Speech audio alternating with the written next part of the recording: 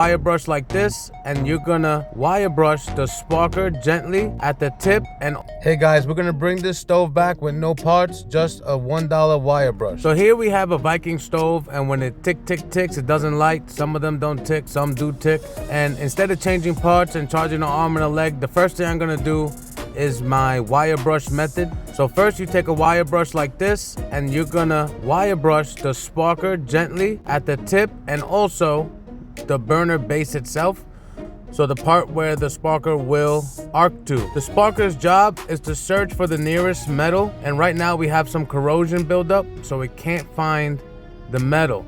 So if you start wire brushing this zone right here, you're gonna bring it back to brass, and you're gonna bring it back to bare metal. And now the little lightning bolt sticking out that sparker is gonna arc to the base, igniting the gas immediately. Sometimes these sparkers are burnt, they're cut, they're cracked, they're unplugged, and that's all you really have to do.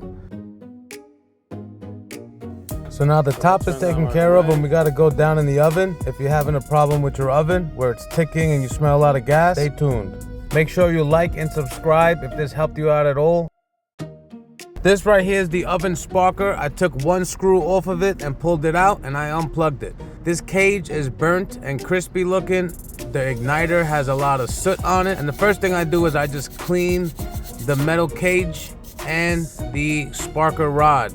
And then at the very tip, this is where the sparker arcs. The second thing you have to do after you bring this back to bare metal is you have to bend the cage and move the sparker to get like a 1/4 inch gap, ideally a little more than a 1/4 inch. So hit this with the wire brush, clean it up nice, and then we're gonna bend the cage.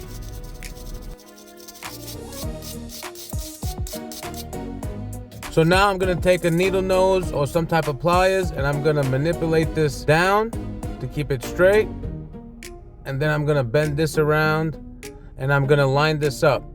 Now it has to be a little bit more than a 1/4 inch. That would be too far. I reckon that'll work still. So I'm gonna bring it closer, and then I'm gonna straighten it out. Over time, the heat will make the metal warp a bit. So you're gonna see now when I turn it on how hot this sparker gets. It's in constant contact with the flame. This tells your oven that, and it's on.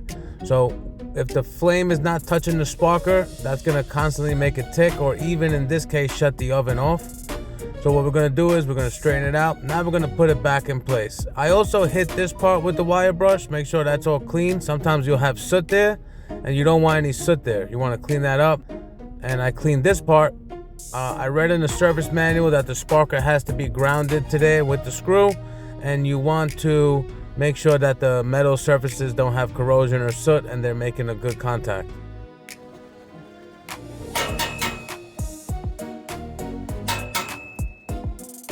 So now I installed the sparker, and look how hot that sparker gets when the flame is on it. So over time, this is gonna warp the cage and move the sparker around, and eventually you're gonna need a new sparker. But at this point, we saved the oven just with this. So I'm gonna let that cool down, and you're gonna see the tick. So look at the arc and the gap it travels in order to light the gas. Make sure you like and subscribe if this helped you out at all. In my older videos, or my email and phone number, reach out. Thank you guys for watching. Please subscribe to my dad's YouTube channel and keep looking on shows that he has.